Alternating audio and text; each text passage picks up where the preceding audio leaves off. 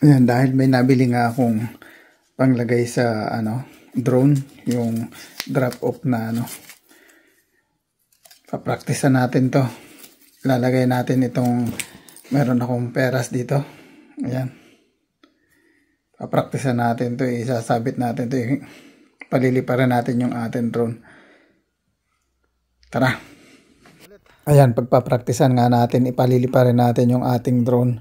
Isasabit natin yung nabili natin na drop off na device na yun. Pagkatapos ilalagay nga natin yung peras. Kung kaya niyang angatin, subukan natin kung kaya ngang ilipad ng aking drone yung ganong kalaking peras.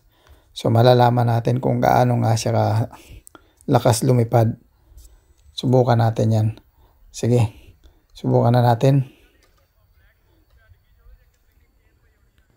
Tali ko muna siya ng maigi. Kasi buti hindi ko tinanggalan ng tangka yung prutas na to, yung peras, para may pagtalian ako. Yun, subukan na natin. Sige, ready na. Let's go. Bilisan mo. Bagal eh. Siya, sige, tara. Alright.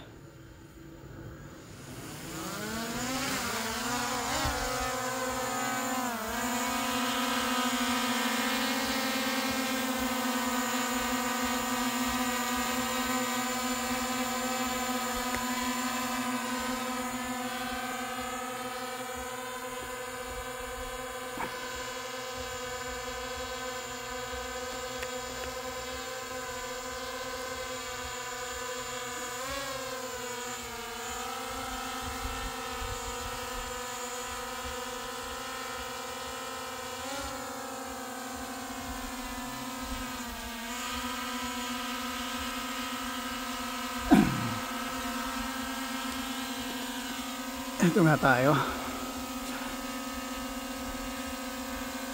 Da-drop natin yung mabigat yung peras na yan. So kaya niyang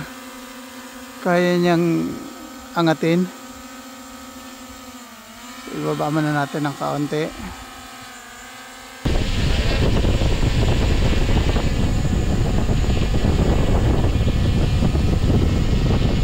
Dapat naka-fuel mode siya.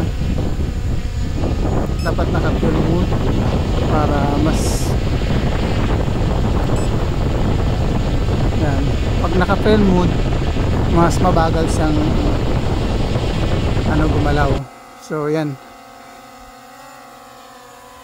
Kaya niyang angatin yung ganyang kabigat na peras. Malaki yan, sing laki yan ng mas malaki pa sa kamao. So tignan natin dito na lapit natin ng kaunti dito,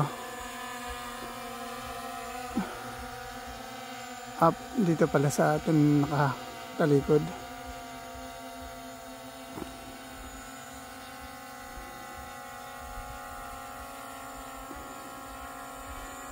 Dito siya ng kaunti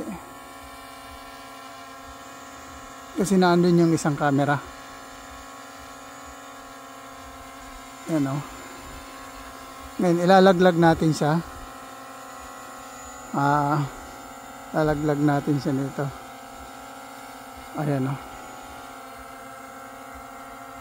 Kita niyo yung camera doon sa nakikita niya yung Huwag masyadong mataas kasi madudurog naman yung aking peras.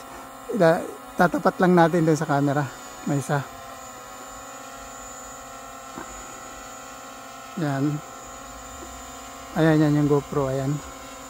Ayan yung aking GoPro. So, yan. Itatapat natin siya dyan. Bababa natin. Lalapag natin. Babagsak natin itong bog. Bagsak natin itong